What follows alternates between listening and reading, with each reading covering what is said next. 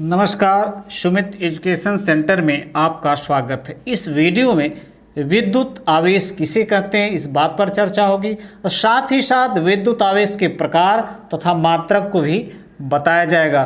तो देखिए विद्युत आवेश क्या होता है। किसी पदार्थ का वह गुण जिसके कारण वह अन्य पदार्थ के साथ आकर्षण या प्रतिकर्षण बल का अनुभव करता है, विद्युत आवेश कहलाता है।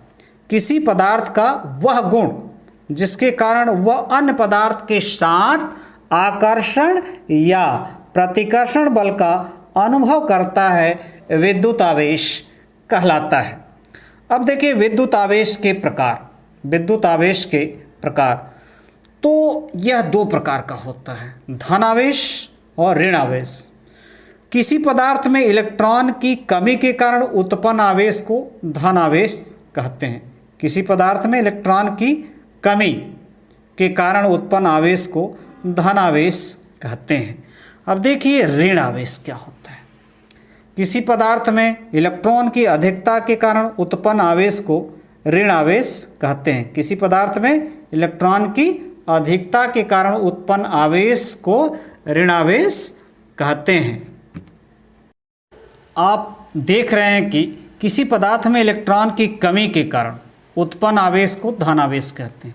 अर्थात यदि किसी पदार्थ में एक इलेक्ट्रॉन की कमी हो जाए या एक इलेक्ट्रॉन त्याग दे तो उस पर जो धन आवेश होगा वह होगा 1.6 × 10⁻19 कूलाम।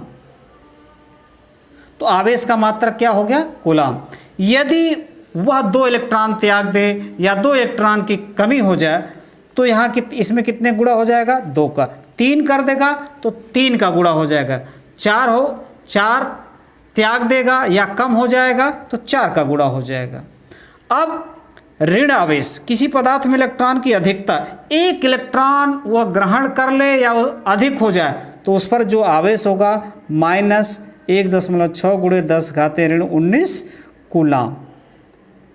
अब वह 2 इलेक्ट्रॉन ग्रहण कर लेगा तो इसमें कितने गुणा हो जाएगा? 2 का। 3 इलेक्ट्रॉन ग्रहण कर लेगा, कितने गुणा हो जाएगा? 3 का गुणा हो जाएगा। तो हम एक प्रकार से एक सूत्र प्राप्त कर सकते हैं कि Q बराबर NE। Q क्या है? आवेश, धनावेश या ऋण आवेश। इलेक्ट्रॉन की कमी होगी तो धनावेश, इलेक्ट्रॉन की अधिकता होगी तो ऋण आवेश। E क्या है? 1.6 × 10⁻19 कूलाम। N क्या है? इलेक्ट्रॉन की कमी या अधिकता। Q क्या है? आवेश। तो हमें एक सूत्र भी मिल गया।